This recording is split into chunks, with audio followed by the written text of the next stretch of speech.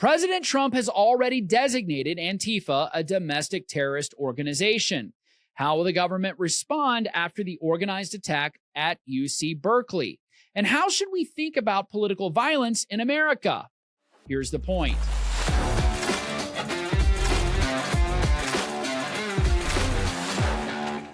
On September 22nd, 2025, President Trump issued an executive order formally labeling Antifa a domestic terrorist organization. The order cites a pattern of political violence, armed standoffs with law enforcement, coordinated riots, assaults on officers, systematic doxing campaigns, and attempts to suppress free speech and destabilize the government.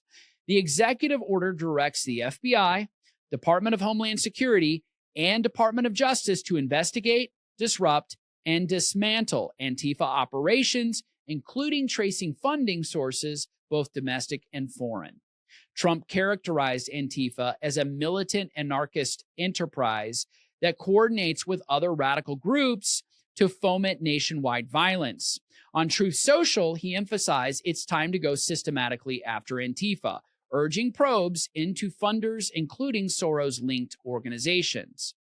But so far, there have not been many known arrests. When considering how the DOJ was weaponized during the Biden administration against J6 defendants, there doesn't seem to be much action today. Just last week at UC Berkeley, Turning Point USA held the finale of their American Comeback Tour to honor Charlie Kirk. Over 1,000 attendees gathered to remember Charlie despite credible threats in the area. Hundreds of masked Antifa agitators, organized by the group By Any Means Necessary, blocked all venue exits. They hurled smoke bombs, tear gas, fireworks, and glass bottles.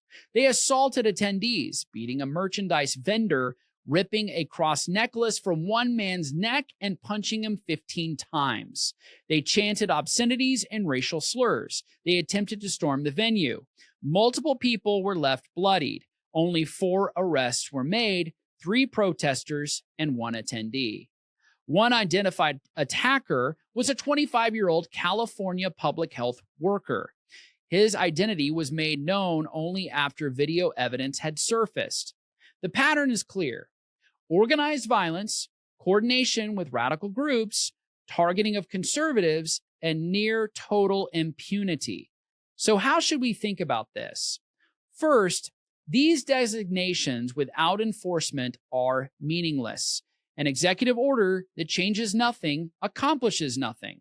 If Antifa is truly a terrorist organization and the evidence overwhelmingly supports that designation, then they should be treated like one. The law must be enforced consistently. Either we believe in equal justice under the law or we don't. Second, this is about the rule of law, not revenge. Romans 13 is clear. Government exists to execute God's wrath on wrongdoers. That's not optional. It's the foundational purpose of civil authority. When government fails to punish evildoers, it abandons its God-given purpose. Christians should demand that our government fulfill its responsibility to protect the innocent and punish the guilty. Third, understand the stakes.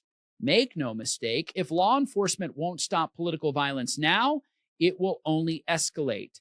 Antifa and their allies have made their intentions clear.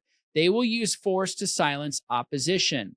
When they regain power, and they will try, they will wield the sword of government against conservatives, Christians, and anyone who stands in their way. Either we insist on the rule of law now, or we will face lawlessness then. We need to demand action. We need to pray for and support law enforcement officers and agencies who are willing to do their job. They need to be unleashed to do it, because government exists to wield the sword for good. When it refuses, the righteous suffer and evil goes unpunished.